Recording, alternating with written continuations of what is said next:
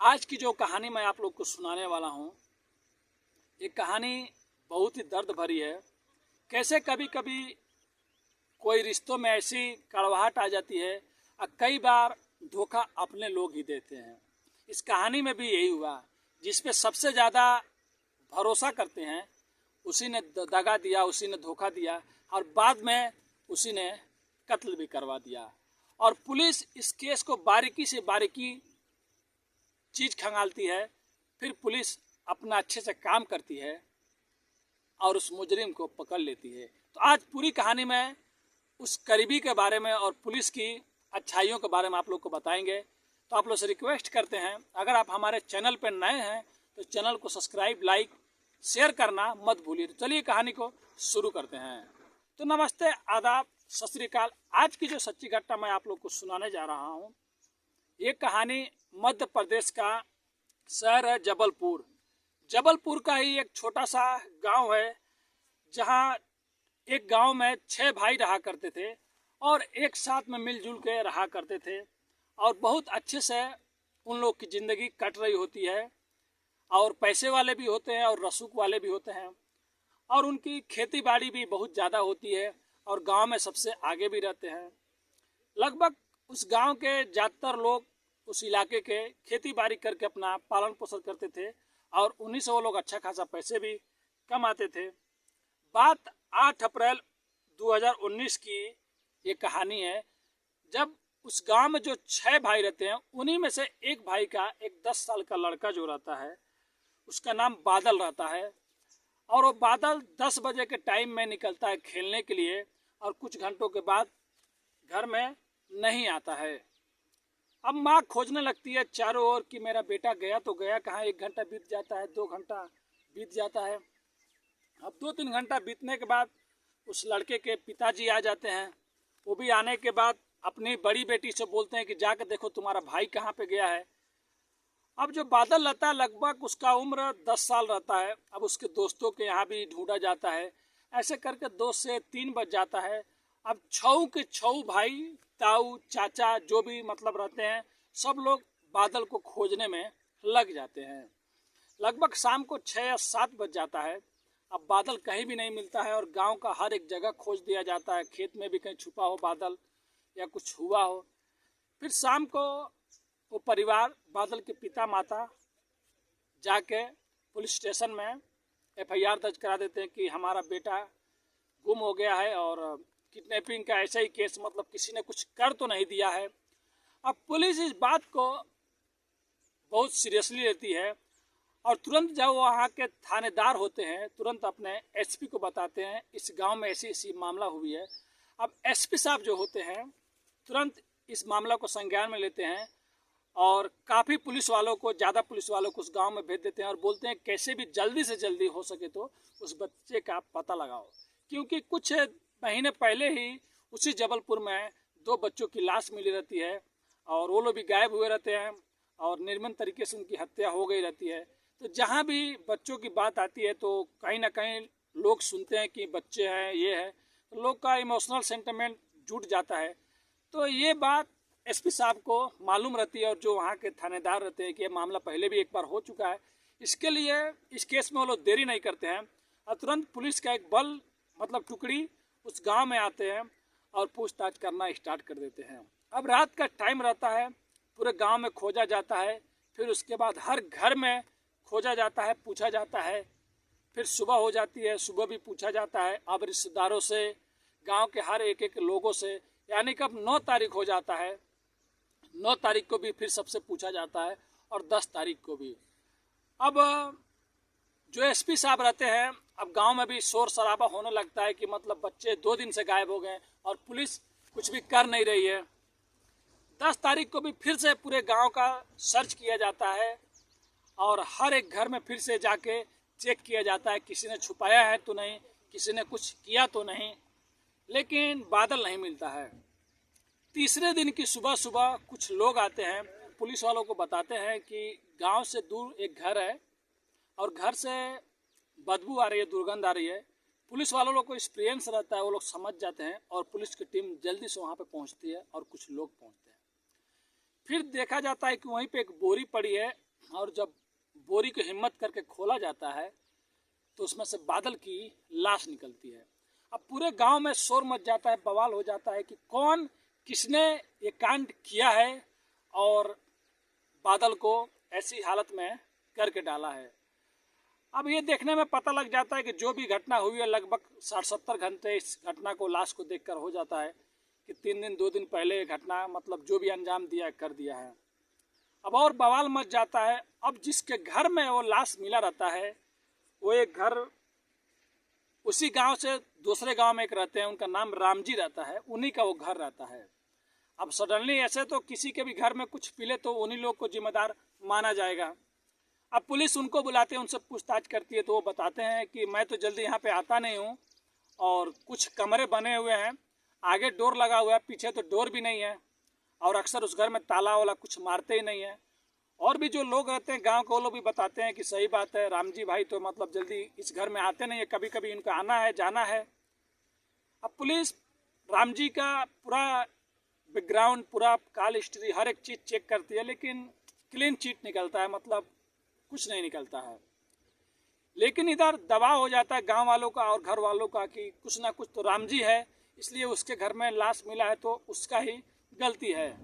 अब पुलिस को समझाना मुश्किल हो जाता है कि रामजी क्लीन है, उनके ऊपर मतलब आरोप गलत लग रहे हैं, उनका हाथ नहीं है, लेकिन उनके घर में निकला है तो कर क्या सकते हैं। अब पुलिस बल बुलाती है और उसके बाद फिर से पूरे गांव को सर्च करती है, क्योंकि बाहर का आदमी अगर कोई आएगा, अगर कत्ल करेगा तो उस लाश को गांव के बाहर रूम घर में कैसे क्यों रखेगा। हो ना हो ये कोई गांव का ही है। अब पूरे घर का चेकिंग होता है कि कोई हथियार या कोई क्लू मिल जाए, कोई सबूत मिल जाए, लेकिन पुलिस को कुछ नहीं मिलता है। अब पुलिस फिर दोबारा रामजी से पूछताछ करती है और रामजी के भाई लोग से, जो उनके रिश्तेदार हैं और जिससे जिससे पूछताछ हुआ रहता है, तो रामजी का एक भतीजा रहता है। जब पुलिस फिर दोबारा सबसे पूछताछ करती है तो जब उससे पूछताछ करती है तो अपना बयान जो पहले दिया रहता है वो बयान दूसरी बार कुछ और देता है। अब पुलिस को उस पर डाउट हो जाता है और पुलिस अपने तरीके से पूछना स्टार्ट कर देती है। अब जब पुलिस अपने तरीके से स्टार्ट कर देती है तब एक नाम सामने आता है और वो नाम सुनकर सब पुलिस वाले चौंक जाते हैं। रामजी का भतीजा बताता है कि हम 3 आदमी हैं जो एक साथ में जुआ खेलते थे और एक मैं हूँ, एक मेरा दोस्त है, और जो बादल मरा है उसका एक बड़ा ताऊ है, यानी कि बड़ा पापा, वो भी हम लोग के साथ में जुआ खेलता था। और हम लोग कहीं गए थे जुआ खेलने के लिए और वहाँ पे जाने के बाद हम लोग कई लाख रुपए जुए में हार जाते हैं। अब वो पैसे चुकाना रहता है, इसके लिए वो लोग हम लोग को परेशान करते थे। तो हम लोग तो कैसे भी इधर उधर से करके पैसे देने के लिए सोच रहे होते, लेकिन दे तो कहाँ से दे। अब जो बादल का ताऊ रहता है वो कुछ पैसे घर वालों से लेकर दे देता है। अब ये तीनों लोग प्लान बनाते हैं कि हम लोग कैसे भी करके या तो कहीं पे डाका डालेंगे, या तो चोरी करेंगे पेट्रोल पंप पे, या बैंक को लूट लेंगे। फिर बाद में लोग सोचते क्यों नहीं हम लोग किसी को किडनैप कर लें और अच्छा खासा पैसा भी मिल जाएगा। अब जो बादल का ताऊ रहता है वही इन लोग को आइडिया देता है कि तुम लोग मेरे भाई के बेटे को हम लोग किडनैप कर लेते हैं और 8-10 लाख तो ऐसे ही मिल जाएगा, कुछ पैसे भी हम लोग के पास हो जाएंगे और 2-3 दिन में सब चीज़ हो जाएगा, किसी को कानो कान खबर नहीं रहेगा। लेकिन उसको ये नहीं मालूम रहता है कि पासा पलट जाएगा। 8 अप्रैल की सुबह में जब बादल अपने घर से निकलता है 10 बजे, तो जो रामजी का भतीजा रहता है वो और एक और उसका दोस्त बाइक पे आते हैं और उसका ताऊ भी रहता है। अब बादल देखता है ताऊ है, ताऊ के दोस्त हैं, वो लोग अपने बाइक पे बैठा लेते हैं और इसको ले जाके घर के गांव के बाहर जो कमरा रहता है उधर हाथ पैर बांध के रख देते हैं। और उसके ताऊ से एक गलती हो जाती है, वो अपने मुंह पे मास्क लगाना भूल जाता है और अपने भतीजे के सामने वैसे ही चला जाता है। अब उसको वो लोग बांध कर वहाँ से चले जाते हैं, लेकिन बादल के मम्मी पापा और घर वाले सब कोई ढूंढने लगते हैं, लेकिन जब बादल नहीं मिलता है तो शाम को जाके पुलिस में रिपोर्ट लिखवा देते हैं, FIR दर्ज करवा देते हैं कि हमारा बेटा गायब हो गया है, शायद किसी ने किडनैपिंग कर लिया हो और आज ही की बात है। अब जब इधर पुलिस में रिपोर्ट लिखवाया जाता है तो बादल का ताऊ और वो दोनों लड़के सब कोई डर जाता है, कब तो पुलिस खोजबीन करने लगेगी और ये लोग पकड़े जाएंगे और पकड़े जाने के बाद इन लोग को जेल भी जाना पड़ेगा। फिर उसी टाइम में लोग रात को लगभग 9 या 12 के बीच में जाते हैं और उसमें से दोनों लड़कों में से एक लड़का जो रहता है, पहले से उस पर एक मर्डर का केस चल रहा होता है और वो बादल का गला घोंटकर मार देता है। अब बादल का गला घोंटकर मारने के बाद ये लोग सोचते हैं कि कहीं पे लाकर हम लोग दूर इसके लाश को फेंक दें, छुपा दें, लेकिन पुलिस तब तक इस केस को सीरियसली ले रही होती है और पूरे गांव की छानबीन हो रही होती है। ये लोग वहां से चले आते हैं, लेकिन फिर से दोबारा ये लोग जाते हैं और बाइक पर रख के बादल की लाश को ले जा रहे थे फेंकने के लिए। तभी कोई रास्ते में कोई और आदमी मिल जाता है और वो अपनी टार्च बारता है गाड़ी की ओर, तो लोग डर जाते हैं। फिर उस लाश को ला के लोग वहीं पे रख देते हैं। अब 8 तारीख के रात में लोग बादल का गला घोंटकर मौत कर देते हैं।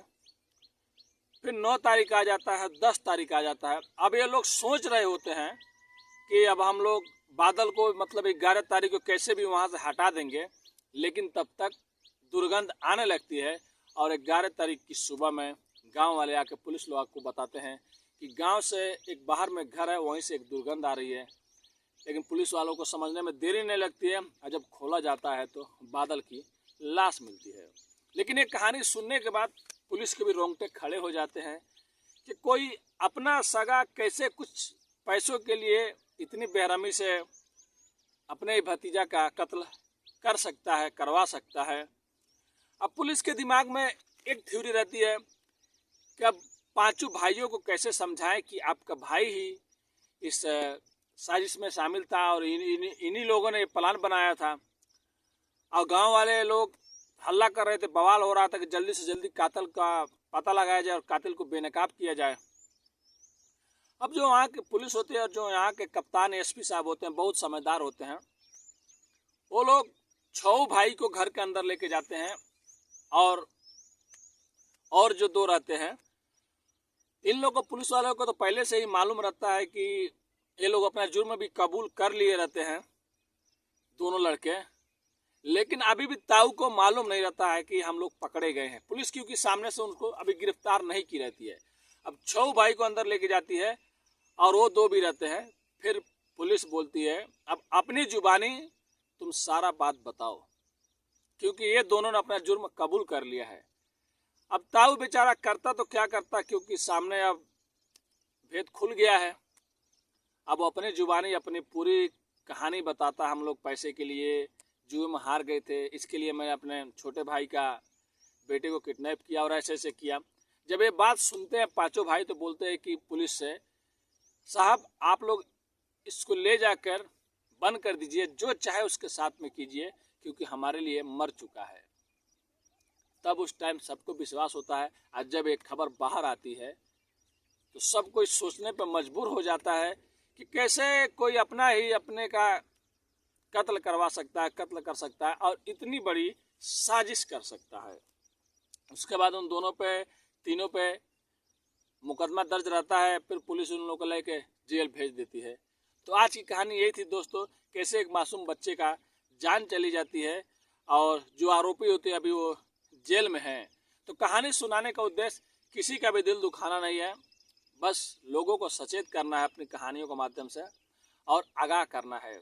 अगर आप भी किसी पे विश्वास करते हैं तो सोच समझ के कीजिए, क्योंकि बादल ने भी उस दिन विश्वास ही किया था अपने ताऊ पे, और जो 2 लड़के आए थे उन लोगों को बाइक पर बैठ गया था, क्योंकि उस दिन बादल भी उन लोगों पर विश्वास किया था, लेकिन उन लोगों ने बादल के साथ में विश्वासघात किया था।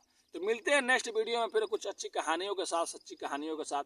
आप लोग से रिक्वेस्ट करते हैं, बहुत मेहनत करता हूँ, वीडियो को सब्सक्राइब, लाइक, शेयर, कमेंट ज़रूर एक बार कर दीजिए। आपका छोटा भाई। नमस्ते।